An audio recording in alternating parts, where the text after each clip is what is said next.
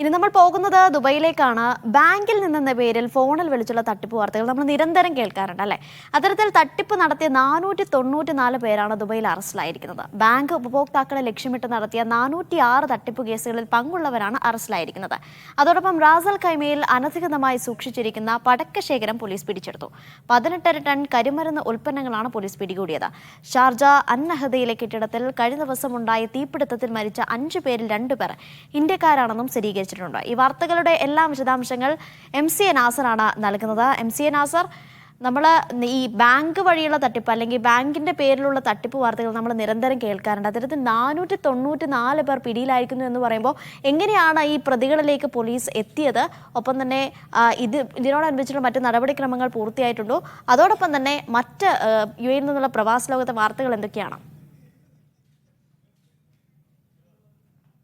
അനീഷ, അതിൽ ഏറ്റവും പ്രധാനപ്പെട്ടത് ഒരുപക്ഷെ മലയാളികൾ ഉൾപ്പെടെ നിരവധി പേർ ഇത്തരമൊരു തട്ടിപ്പിന് ഇരകളായിട്ടുണ്ട്. വലിയ തോതിലുള്ള പണം നഷ്ടപ്പെട്ടവരും നിരവധിയാണ്. കാരണം ബാങ്കിൽ നിന്ന് എന്ന വ്യാജേനയാണ് ഈ പ്രതികൾ വിളിച്ചുകൊണ്ടിരുന്നത്. അതുകൊണ്ട് തന്നെ ബാങ്കിലെ വിവരങ്ങൾ അപ്ഡേറ്റ് ചെയ്യാൻ വേണ്ടി ഈ വ്യക്തികളിൽ നിന്ന് അവരുടെ വ്യക്തിഗത വിവരങ്ങളൊക്കെയും കൈക്കലാക്കുന്ന ഒടുവിൽ OTP നമ്പർ ആവശ്യപ്പെടുന്ന OTP നമ്പർ കൊടുക്കുന്നതോടുകൂടി ബാങ്കിൽ നിന്ന് പണം തട്ടുന്നൊരു രീതിയാണ് സ്വീകരിച്ചു വരുന്നത്. ഇതിനുവേണ്ടി വളരെ സംഘടിതവും വളരെ ആസൂത്രിതവും വ്യവസ്ഥാപിതവുമായിട്ടുള്ള പ്രവർത്തനങ്ങളാണ് UAE കേന്ദ്രീകരിച്ച് കൊണ്ട് തന്നെ ഇവർ നടത്തുന്നത്. കാരണം UAE നിന്ന് ഉള്ള ഒരു സിം നമ്പറിൽ നിന്ന് തന്നെ ഈ ഫോണുകൾ വരുന്നത് കൊണ്ട് ആളുകൾ പെട്ടെന്ന് ഈ ഒരു തട്ടിപ്പിന് ഇരയാവുന്ന ഒരു സാഹചര്യം കൂടി ഉണ്ടായിരുന്നു. അത്തരം ഒരു സാഹചര്യം മുൻനിർത്തിക്കൊണ്ട് കൃത്യമായിട്ടുള്ള വിവരങ്ങളുടെ അടിസ്ഥാനത്തിലാണ് പോലീസ് വ്യാപകമായിട്ടുള്ള പരിശോധന നടത്തുകയും 494 പേരെ പിടികൂടുകയും ചെയ്തു. അവർ മാത്രമല്ല വലിയൊരു തുക അവരിൽ നിന്ന് കണ്ടെടുത്തിട്ടുണ്ട്. അതിന് പുറമെ സിം കാർഡുകളും എണ്ണമറ്റ സിം കാർഡുകൾക്ക് പുറമെ ലാപ്ടോപ്പുകളും മറ്റു ഉപകരണങ്ങളും ഒക്കെയും പിടികൂടിയിട്ടുണ്ട്. പക്ഷേ ഈ പ്രക്രിയ ഇനിയും തുടരും. അതുകൊണ്ട് തന്നെ ബാങ്കുമായി ബന്ധപ്പെട്ട വിവരങ്ങളൊന്നും ഒരിക്കലും ടെലിഫോണിലൂടെ കൊടുക്കരുത്. അങ്ങനെ ബാങ്കിൽ നിന്ന് ഔദ്യോഗികമായിട്ട് ഒരിക്കലും തന്നെ നിങ്ങളുടെ പേഴ്സണൽ ഡാറ്റ അന്വേഷിച്ചുകൊണ്ടുള്ള ഒരു വിളി വരില്ല.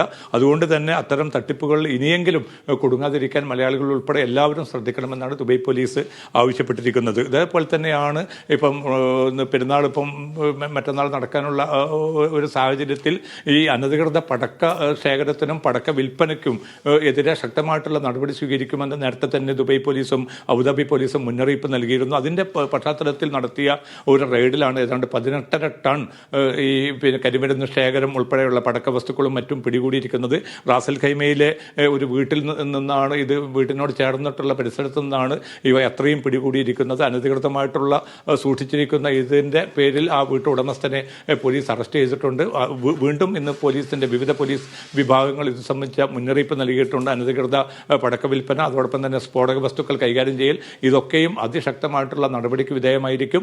1 വർഷം വരെ തടവും 1 ലക്ഷം ദിർഹം വരെ ഫൈനും ഈടാക്കുന്നതായിരിക്കും ഈ കുറ്റകൃത്യം എന്നുകൂടി വ്യക്തമാക്കിയിട്ടുണ്ട്. മറ്റൊരു പ്രധാനപ്പെട്ട വാർത്തയുള്ളത് അന്നഹദ ഷാർജയിൽ കഴിഞ്ഞ ദിവസം 37 നില കെട്ടിടത്തിലുണ്ടായ തീപിടുത്തമാണ്. ആ തീപിടുത്തത്തിൽ 5 പേർ മരണപ്പെട്ടതായി നേരത്തെ തന്നെ വാർത്ത പുറത്തു വന്നിരുന്നു. ഇന്നാണ് ഇപ്പോൾ 2 പേര്, ഒരു കർണാടക സ്വദേശിയും ഒരു മുംബൈ സ്വദേശിനിയും ഈ മരണപ്പെട്ടവരുണ്ട്, 2 ഇന്ത്യക്കാർ ഉണ്ട് എന്ന വിവരം കൂടി പുറത്തു വരുന്നത്. ഏതായാലും ഇതുമായി ബന്ധപ്പെട്ട ഈ തീപിടുത്തത്തിന്റെ കാരണത്തെക്കുറിച്ച് പോലീസ് അന്വേഷണത്തിന് ഉത്തരവിട്ടിട്ടുണ്ട്. അനീഷ. നസർ, അതോടൊപ്പം തന്നെ പെരുന്നാൾ ആഘോഷിക്കാനുള്ള തയ്യാറെടുപ്പിലാണ് നമ്മളെല്ലാവരും. അപ്പം UAE പെരുന്നാൾ ആഘോഷത്തിനുള്ള തയ്യാറെടുപ്പുകൾ എങ്ങനെ പുരോഗമിക്കുന്നുണ്ട് നിലവിൽ?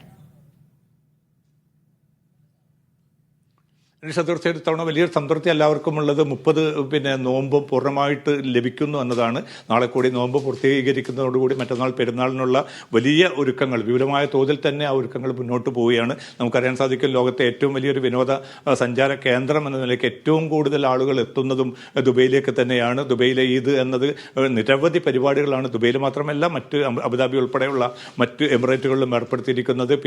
മലയാളികളെ സംബന്ധിച്ചിടത്തോളം ദുബൈയിൽ മലയാളത്തിലുള്ള ഈദ്ഗാഹുകൾ കൂടിയുണ്ട്. 2 ഈദ്ഗാഹുകൾക്ക് കിസൈസിലും അതോടൊപ്പം തന്നെ അൽക്കൂസിലും 2 ഈദ്ഗാഹുകൾ ഉണ്ടാവും. ഷാർജയിലും മലയാളികളുടെ നേതൃത്വത്തിലുള്ള ഈദ്ഗാഹ് നടക്കുന്നുണ്ട്. എണ്ണമറ്റ ഈദ്ഗാഹുകൾക്ക് പുറമെ പ്രധാനപ്പെട്ട പള്ളികളിലൊക്കെ തന്നെ പെരുന്നാൾ നമസ്കാരത്തിനുള്ള ഒരുക്കങ്ങൾ പുരോഗമിക്കുകയാണ്. വിപണിയും വലിയ തോതിൽ തന്നെ സജീവമാണ്. എല്ലാവിധ അനുകൂലമായ സാഹചര്യങ്ങളുള്ളത് കൊണ്ട് ഇത്തവണ വലിയ തോതിലുള്ള വിൽപ്പനയും നടന്നതിൻ്റെ സംതൃപ്തിയിലാണ് എഴുതപ്പെട്ട വ്യാപാരികളൊക്കെയും.